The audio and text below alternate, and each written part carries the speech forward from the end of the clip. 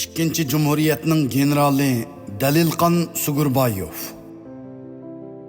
Dalilqon Sugurbayev 1906-yili yoz oylarida hozirgi Mongoliya Xalq Cumhuriyetining g'arbiy qismidagi Qozoq avtonom oblasti tavasiga joylashgan Xubbuda bir qozoq chorvachi oilasida dunyoga kelgan. U balaliq va o'smirlik davrini Altay tağlarının sharqiy kungay etaklarida o'tkazgan edi. 1921-yili Sovet Qizil Armiyasi Cho'chak va Altaydagi oq o'ruslarni tarmar qilgandan keyin Qalduq oq o'rus qurolliqlari Altaydan tashqi Mongoliyadagi Xubduga qochib ketishgan. Oq o'ruslarning Xubdudagi qozoqlarga solgan zulmi kuchaygan. Bolsheviklar 1921-yili 1-oydagi mutlaq maxfiy kelishimning ro'yi bo'yicha Xubdu va Ulastayni markaz qilgan oq o'rus qurolliqlariga chegara atlab zarba berib, ularni tarmar qilganda yosh Dalilqon ularga yo'l boshlagan. Shu chaqdan boshlab Dalilqonda yangi Sovet hokimiyatiga nisbatan yaxshi ta'sirat va ijobiy ko'z qarash paydo bo'lgan. 1933-yili bahordagi Qozog'iston ocharchiligi natijasida Dashti Qipchoq, Yetsu va Qozoq dalasidagi nurg'un qozoqlar Munbat ili, Tarbag'atay va Altaylarga ko'chib kelgan. Xubdudagi qozoqlarning ko'p qismi Mongoliya hukumatining ruxsati bilan Altayga ko'chishga boshladi.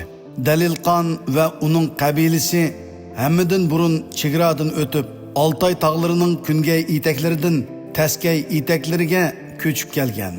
Ular Sharqiy Turkistonga qarashliq bu zaminlarga amdi yerlashib, qayta ro'naq tepayotganida kutilmagan yerdan Sharqiy Turkiston xalqini 5 yillab qon yig'latgan Tungan yig'iliqi Altay va Cho'chak xalqini xonavayron qilib o'tgan. 1933-yili 6-oyda Majungying Shingsay bilan bo'lgan urushda mag'lub bo'lib, Turpanga chekingandan keyin Uyg'ur xalqidan majburiy askar elib, qo'shinini 10 mingdan oshirib, yangidan 2 urush sepi ko'paygan. Majungying qo'l ostidagi Maxayying degan Tunganni Jemisardan Altayga avatib, Altay, Cho'chak va boshqa mol chorva manbasi yetarlik yayloqlarni ishg'ol qilishga buyurgan. Maxayying qo'shini Altayda cho'ng qirg'inchilik qilganda, amdili 27 yoshga kirgan Dalilqon o'z qavmidagi miltiqi bor chorvachilarni tashkillab, Maxayying banditlarga qarshi qurolliq kurashga qatnashib, danq chiqargan. 1937-yili 10-oyning 13-kuni kechda Shingsay Xo'janiyaz Hoji qatorliq 111 nafar yerlik huquqdorlarni tutqun qilgandan keyin 31 yoshlik Dalilqon Altaydagi chorvachilik rayonlarida Jallod Shingsayga qarshi tashviqot elib borgan va Altayda qurilgan Oqqun Xitoylarning zo'migarligiga qarshi turish uyushmasining qurg'uchi g'olliq a'zolaridan biri bo'lgan. Keyincha Dalilqon Altay garnizoni bosh qo'mondoni Sheribqon To'rining e'tiborlab ishlatishiga muyassar bo'lgan. Dalilqon kundan kunga martabasi o'sib, 1940-yili 9-oyda Altay nahiyasiga muavin hokim bo'lgan.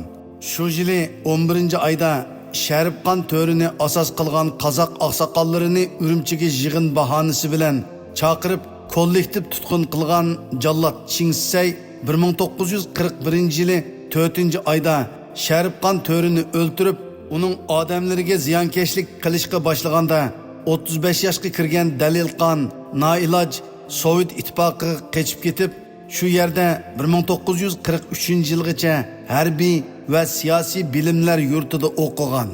1944-yili 6-oyning oxirida Altayga kelib tarqilib ketgan qurolliq qismini qaytadan yig'ib, yana qozoq chorvachilardan yangi qurolliq qo'shin tuzib, shu yili 10-oyda Altay inqilobiy vaqtliq hukumatini qurib, o'zi mazkur hukumatning muavin raisi, partizanlar atirtining bosh qo'mondoni bo'lgan ham Gomindang bilan bo'lgan shiddatlik urushlarda Altayning bir qism yerlarini dushman qo'lidan tortib olib, to'liq ozod qilgan.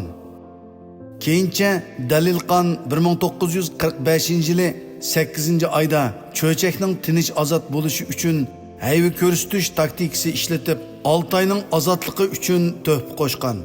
Shunashqa Sharqiy Turkiston Cumhuriyeti hukumatı 1945-yili 9-oyda Altay viloyati to'liq ozod bo'lgandan keyin Dalilqon Sugurbayev Ozod Altay viloyatlik ma'muriy mahkamasining muavin valisi, otliq polik komandiri, Ozod Sharqiy Turkiston Milliy armiyasi muavin qo'mondoni qatorliq vazifalarni o'tagan. Bu jarayonda uningga general-mayorlik harbiy unvoni berilgan. Dalilqon Sugurbayev 1947-yili kuzda Milliy armiyaning Shimoliy front qo'mondonlik va Altay valiliqi vazifasiga tayinlangan bo'lib, u Jiroqni ko'rar siyosiyon edi. General-mayor Dalilqon Xitoy harbiy doiralarining Altay va boshqa joylardagi qozoqlarni Uyg'urlarga qarshi qo'yish, Sharqiy Turkiston inqilobini parchalab yo'qotish taktikasini tarmar qilishga to'pisi zo'r bo'lgan bir vatanso'yar o'g'lon edi.